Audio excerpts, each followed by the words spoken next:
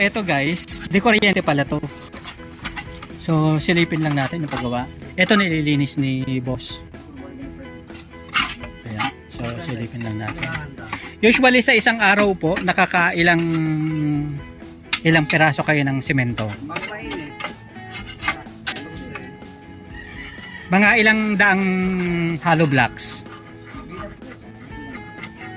Kapag maramihan yung gawaan nyo. Pag mainit, Opo.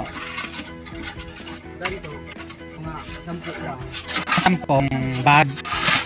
Ayan. Sa isang bag, ilang semento po? 60 ano? Ayun, maganda pala ano. So, eto guys, nandito tayo sa Karamuan. Ganito po yung paggawa ng semento, boss. So, paano po yung process nito, boss? Haluin nyo lang na ganito. Ayan. Yung mga ilang sako po ito? Bali, ilang sakong buhangin at saka ilang sakong yung may bato-bato? Ito estimate lang po.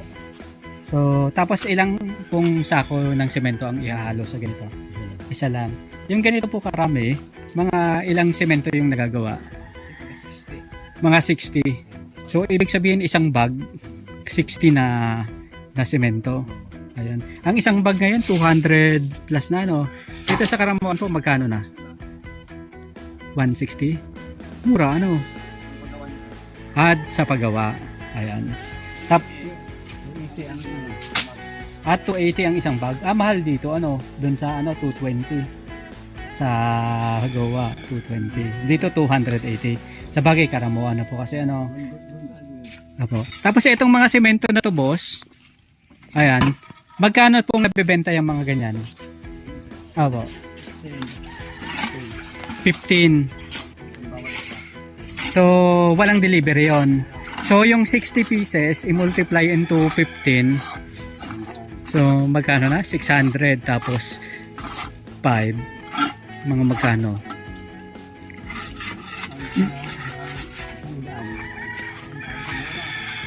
Ang isang daan, 1,500. So, mga 700 plus po, ano? Ayan. So, ilan pong oras o araw bago matuyo yung mga ganyang semento? Isang oras tuyo na. Tapos para po siya maibenta, 3 araw okay na. So kapag binenta nyo po siya ng 2 days pa lang o kaya 1 day, nababasag. So ganito pala, ano. Tapos ito po yung machine, ano. Yung mga machine na ganito po, usually magkakano yung presyo niyang mga ganyan?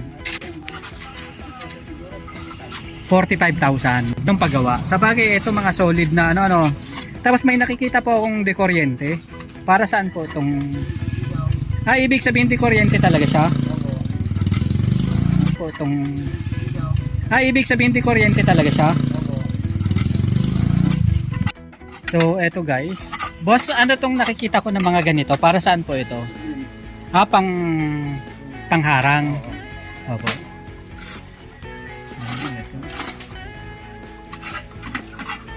Ito, yung finished product na. So, ito, boss, nabibenta ng 15 pesos bawat isa. So, kapag i-deliver, mas mahal pa po, ano? 15. 17, dos ang ano. Pero delivery na po 'yon. Ayan. Ano pong disadvantage ng pagpapagawa ng semento na nagpapadelay na matapos niyo yung trabaho ninyo? Halimbawa, maulan. Hindi kayo pwedeng gumawa ng semento pag maulan. Ayan. So talagang nilalagyan niyo po ng trapal. Ito. Naki-istorbo muna tayo dito. Side trip. Pero eto, gawaan guys ng semento. Ayan, kasama natin si Mod, ang katropa natin. At eto, talagang buong na ano. So eto guys, tingnan lang natin isang salangan nila. Ayan, talagang boss, bakit po nangingitim naman yung iba? Langis. Kailangan po lagyan ng langis. Okay. Bakit boss kailangan isaksak sa kuryente? Siya yung umuuga dito sa ano. Kumbaga parang naghahalo-halo pa siya, ano.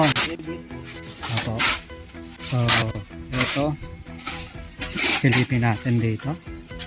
Ayan. Talagang mga nasisipag nating mga ano. Ayan. So, side trip natin to guys dito sa Karamuan. Papunta lang tayo dun sa palengke. Tapos, ito. Isang negosyo na naman. Ayun. So, ayun. Nilalagyan naman ni Sir na ano pa. Semento pa yung natapos na. Boss, bakit winiwisakin pa ng semento kahit tapos nang gawin? Para pampatigas ng mga gilid-gilid. Yun po para hindi siya maglusaw. Mabitak agad ano. Paano boss nalalaman na okay na pwede nang ibenta yung semento? Po. Bali wala siya sa, hindi mo siya makikita sa forma.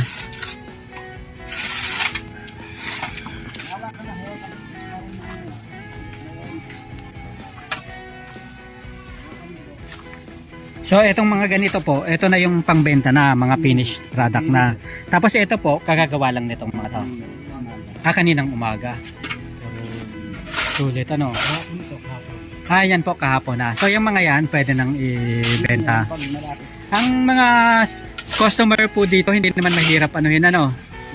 Kasi yung mga nagpapagawa ng bahay, talagang ano na.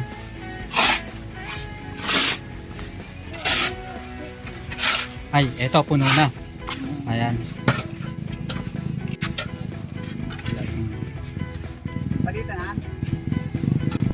Eto guys, ganito yung proseso.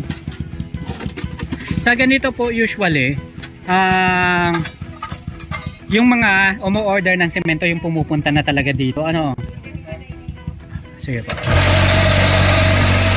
Ayun pala oh. Pala no.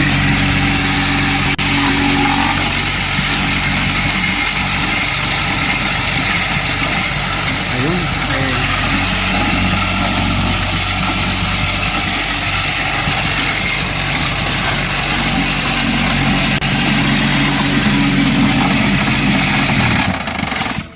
So yun, ibig sabihin yun, puno na. Tapos yung mga malalaking bato, medyo natira dito. Ayun. Talagang parang pabrika pala ng semento yung tawag dito, ano. Talagang ano. Yan, dahan-dahan naman na hahanguin kasi ano pa, hindi pa tuyo at pwedeng mabasag kapag ano, kapag ito, katulad nitong isa, hindi perfect yung pagkagawa. So, ano ulit?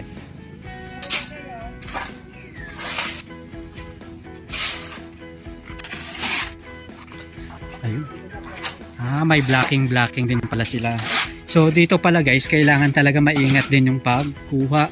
Kasi kapag hindi maingat, sayang yung ano, yung ginamit na krudo. At maaaring mabitak, mabasag. Ayan. So ganyang sistema patutuyuin, tapos ayun, pwede na. So gasolina po yung ginagamit pagpapaandar niyan o hindi? Kuryente lang. Bale yun lang yung pinaka maintenance niya, no, yung binabayaran na ano. Ayan. Sa ganito po, sa labor cost usually magkano yung pasahod naman sa ano? 160. Ang kontrata po dito per bag 160. Tapos bahala kayo kung ilang semento yung magagawa ninyo. So kayo po, tulong-tulong na kayo, hati-hati na kayo doon.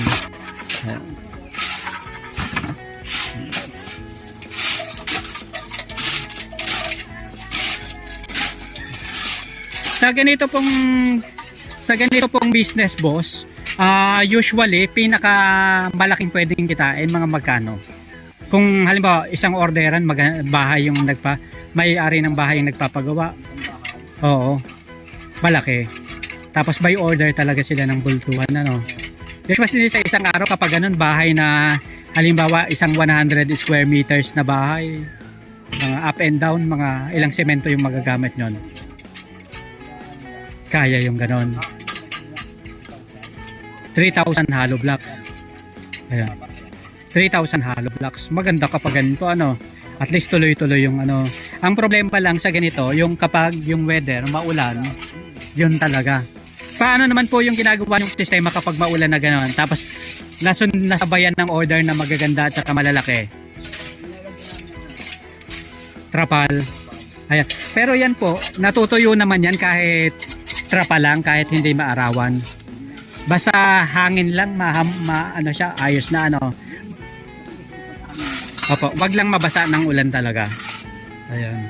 Boss, maraming salamat po sa pagpapaunlak nyo sa amin. Ayan, thank you very much po. Ano pong pangalan niyo, boss? Ayan. Maraming salamat po, Boss Edgar.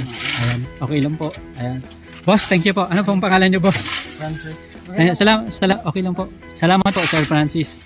Boss, thank you very much po. Ano pong pangalan niyo? Ryan? Renante. Thank you very much, boss. Thank you.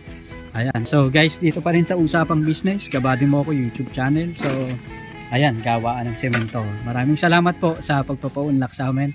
Boss, thank you very much po.